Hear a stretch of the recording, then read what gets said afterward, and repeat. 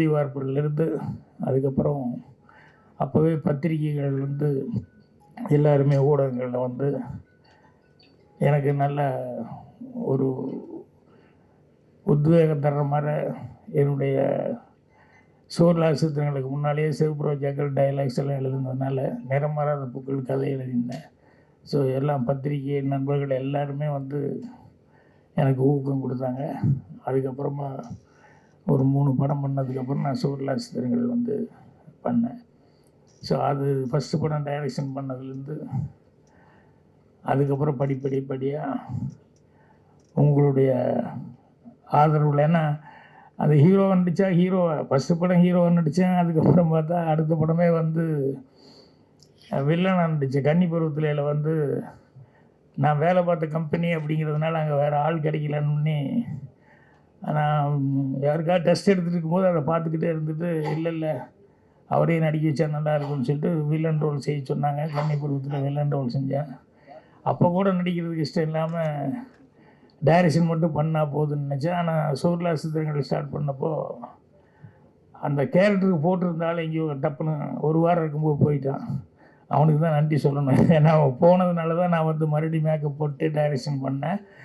அதுலேருந்து அப்புறம் ப்ரொடியூசர் இல்லை நீயே பண்ண அப்படின்னு சொல்லிட்டாங்க.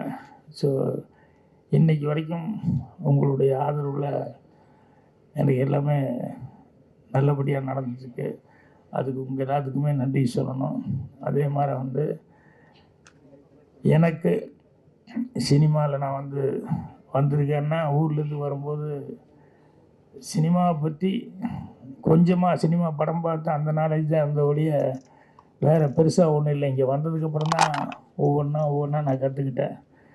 ஆனால் சினிமாவில் இந்த வளர்ச்சிக்கு மெயினாக இருந்தது என்னென்னா, எனக்கு முன்னால் டைரக்ட் பண்ணியிருந்தாங்களே அந்த படங்கள், ஒரு பீம்சிங் ஆகட்டும், பிஆர் பந்தல் சார் ஆகட்டும், Sridhar sir, K Balachander sir எல்லாருமே, கேஎஸ்ஜி, இப்படி எல்லா டைரக்டருடைய படங்கள் பார்த்து அந்த பாதிப்பு என்னை அறியாமல் என் மனசுக்குள்ளே ஊறி இருந்தது.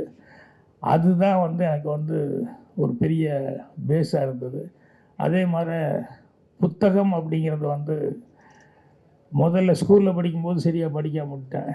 அதுக்கப்புறம் வெளியே காலேஜும் ஒரே வருஷம் தான் ஃபெயிலியர் ஆனதுக்கப்புறம் தான் அந்த புத்தக படிப்பு அப்படிங்கிறது எனக்கு அது மேலே ஒரு ஆர்வம் வந்ததுக்கப்புறம் நிறையா புஸ்தகங்கள் அதெல்லாம் படிச்சுட்டு அதுக்கப்புறமா கொஞ்சம் கொஞ்சமாக என்னுடைய நாலேஜ் வளர்த்துக்கிட்டேன்.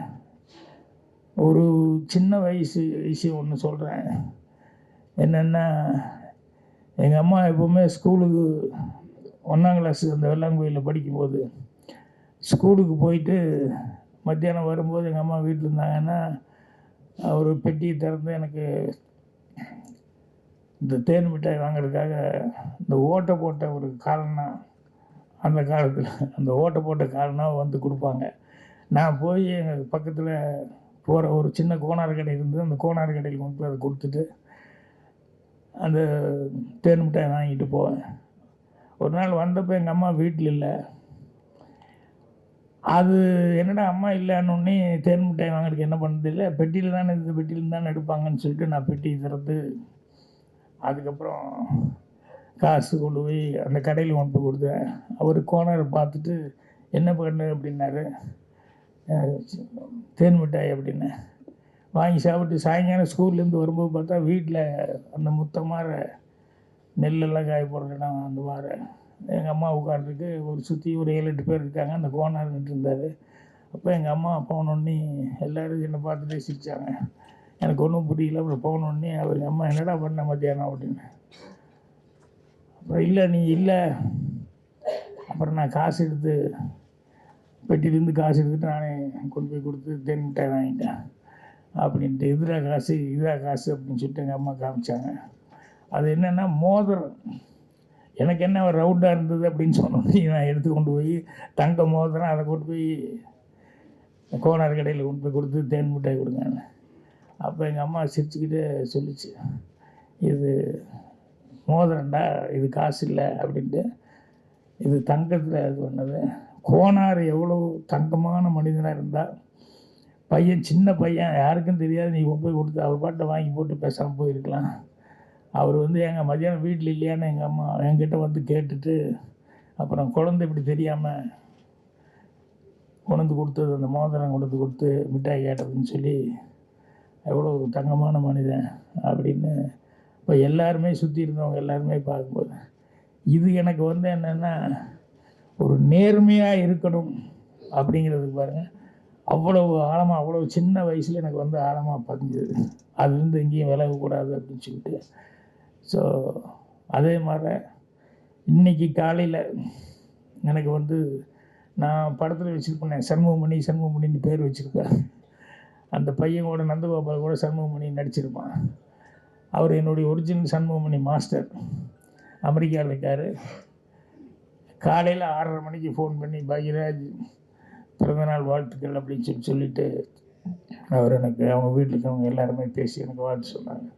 என்னென்னா எனக்கு ரொம்ப மனசுக்கு நிறைவு என்ன அப்படின்னா, நான் படித்த வாத்தியார்கள் அவங்ககிட்டெல்லாம் வந்து இன்றைக்கி வரைக்கும் படிப்பு சரியாக படிக்கலைன்னா கூட அந்த வாத்தியார்கிட்ட பழகிறதுல, அவங்ககிட்ட பேசுகிறதுல, அதுல எல்லாம் வந்து ஒரு நல்ல இது வச்சுருந்தேன்.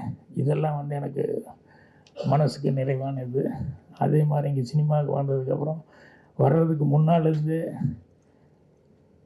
புரட்சித் தலைவர் எம்ஜிஆர் அவர்கள் வந்து அவரை பற்றி, அவர் எப்படி அடுத்தவங்களுக்கு ஒரு ஹெல்ப் பண்ணுறது, எந்த அளவுக்கு ஒருத்தர் கஷ்டம்னு சொன்னோம்னா எந்த அளவுக்கு ஹெல்ப் பண்ணுவார் அப்படிங்கிற அவருடைய குணாதிசயங்கள் இதெல்லாம் எனக்கு மனசில் பதிஞ்சுது. அதே மாதிரி வந்து சிவாஜி சாரை பற்றி சொல்லுவாங்க, ஆனால் நேரடியாகவே அனுபவிச்சது என்ன அப்படின்னா, யார் எந்த வயசு சின்ன பையனாக இருந்தால் கூட அவருடைய சர்வீஸுக்கு டைரக்டர்னு சொல்லி ஒத்துக்கிட்டா வந்து டைரக்டர் சொல்லுங்கள் என்ன வேணும் என்ன அப்படின்னு சொல்லி கேட்குறது. அது மட்டும் இல்லை, 7 மணின்னா ஒரு 6:55க்கே ஷூட்டிங் வர்றது. இதெல்லாம் இவங்கக்கிட்ட வந்து பார்க்கும்போது எத்தனை வருஷம் அவங்க நடிச்சிட்டு இருக்காங்க. அவ்வளோ வருஷம் ஆனாலும் அதுதான் வந்து அவங்களுடைய ஃபஸ்ட்டு படங்கிற மாதிரியே அவங்க வந்து டைரக்டர் கொடுக்குற மரியாதை, அந்த டைமுக்கு வர்றது அப்படின்னு. ஸோ இதெல்லாமே எனக்கு ரொம்ப மனசில்